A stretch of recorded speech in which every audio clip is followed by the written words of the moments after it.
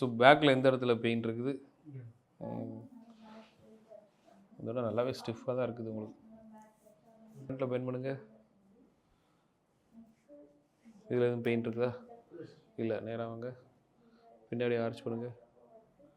இதில் எதுவும் பெயின் இருக்குதா? Side bending, opposite side turning, அதனால் ஆப்போசிட் சைடு. Okay, good. இதுவும் கொஞ்சம் டைட்டாக தான் இருக்குது. ப்ரெஷர் ஓகேயா?